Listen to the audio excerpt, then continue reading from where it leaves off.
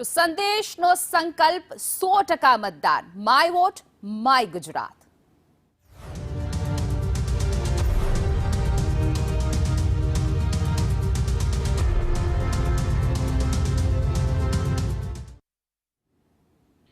તો સંદેશની my vote my Gujarat યાત્રા સંદેશ ન્યૂઝની યાત્રા પહોંચી ગઈ છે થરાદ ખાતે। તો નવો જિલ્લો બન્યા બાદ પહેલીવાર આ ચૂંટણીમાં છે।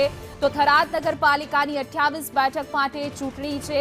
જિલ્લા પંચાયતની 30 બેઠક માટે મતદાન થવાનું છે। ત્યારે સંદેશ ન્યૂઝની ટીમ થરાદ નગર જે છે ત્યાં પહોંચી ગઈ છે અને ત્યાં જનતાનો મિજાજ શું છે, જનતામાં કેવો ઉત્સાહ જોવા મળી રહ્યો છે મતદાનને લઈને, એનો મિજાજ જાણવા માટે જ્યારે સંદેશ ન્યૂઝની ટીમ થરાદ પહોંચી। તો વધુ વિગતો સાથે અને ત્યાંની જનતા સાથે અમારા ટીમના સહયોગી અને સંવાદદાતા હિરેન રાવલ પહોંચી ગયા છે થરાદ ખાતે। ત્યારે હિરેન રાવલ લાઈવ જોડાઈ ગયા છે। જે હિરેન, ત્યાંની જનતા સવારનો મોસમ છે, શું કહી રહ્યા છે, જનતાનો મિજાજ શું કહી રહ્યો છે? ચાલુ વર્ષે જ આ વાવ થરાદને નવા જિલ્લા તરીકે અસ્તિત્વ આપવામાં આવ્યું છે અને એના પછી પહેલી વખત જિલ્લા પંચાયત અને નવા બનેલા તાલુકાઓની તાલુકા પંચાયતની ચૂંટણી છે તે અહીંયા યોજાવાની છે। ત્યારે થરાદ નગરપાલિકાની પણ ચૂંટણી છે, જિલ્લા પંચાયત અને તાલુકા પંચાયતની ચૂંટણીઓ પણ અહીંયા થઈ રહી છે। ત્યારે થરાદવાસીઓ છે એમની પાસેથી જાણીશું। સંદેશ ન્યૂઝ અહીંયા 100% મતદાનના સંકલ્પ સાથે પહોંચ્યું છે અને પહેલી વખત તમારે ત્યાં જિલ્લા પંચાયત અને તાલુકા પંચાયતની ચૂંટણીઓ પણ નવા જિલ્લા બન્યા પછી યોજાઈ રહી છે, આપ શું કહેશો? હા, ખૂબ સારું છે। સંદેશ ન્યૂઝ દ્વારા આ જાગૃતતા લાવવામાં આવે છે, એ બદલ ખૂબ ખૂબ આભાર।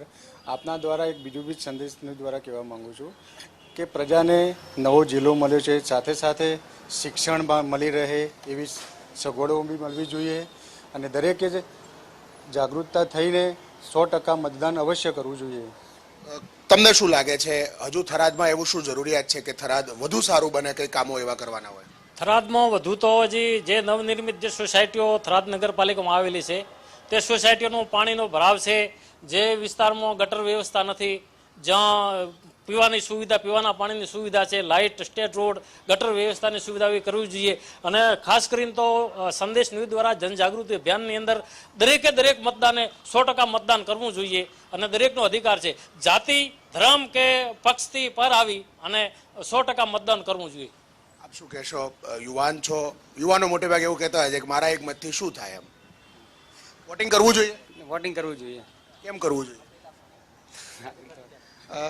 તમને શું લાગે છે, તમારા થરાદમાં શું જરૂરિયાત છે કે આનાથી થરાદ વધુ સારું બને અથવા તો થરાદમાં ખરાબ થઈ રહ્યું છે, તમને શું લાગે છે?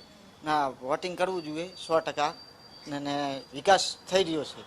વિકાસ થઈ રહ્યો છે।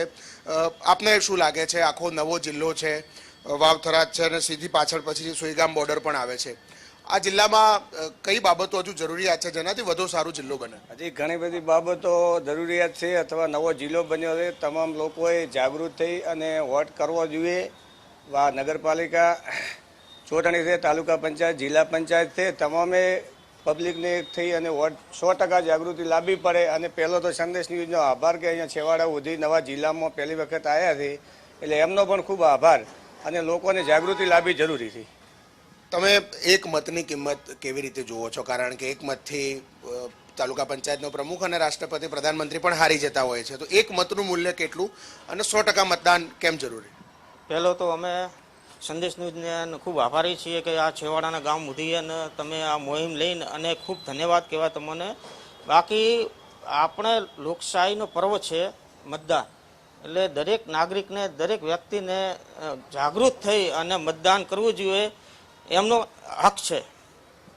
તમને શું જરૂરિયાત છે? આમ તમને એવું લાગે કે થરાદમાં આવું કંઈક સારું થવું જોઈએ? એવું શું લાગે, સારું શું થવું જોઈએ થરાદમાં? થરાદમાં વિકાસ સારો થાય છે। આમ જરૂરી શું છે તમને લાગે કે આ થાય તો વધારે સારું લાગે થરાદ? સારું લાગે। તમને શું લાગે છે, કઈ પ્રશ્નો હોય વિસ્તાર? 100% વોટિંગ કરવું જરૂરી છે અને સારામાં સારું ભાજપ સરકારનું કામકાજ છે। અન્ય કેટલાક લોકો પણ છે, વોટિંગ કરવા જાઓ છો? હા। કઈ બાબતો જોવો છો, કામો જોવો છો કે સમાજ જોઈને મતદાન આપો છો, શું કરો છો? ના, બસ સમાજ જોઈ જી અને પક્ષ જોઈ। હા, તમને શું લાગે છે, કઈ જિલ્લામાં કંઈક નવું કરવું જોઈએ એવું લાગે છે કે આવું થાય તો વધારે સારું? અમારા શંકરભાઈ જાત્રે સાહેબ છે, ખૂબ જ સારો વિકાસ કર્યો છે અને વિકાસ પણ કરે છે। નકા એક વાવ થરાદ જિલ્લો એવો બનાવ્યો છે કે આ ગામડો જી, હતો, રેન.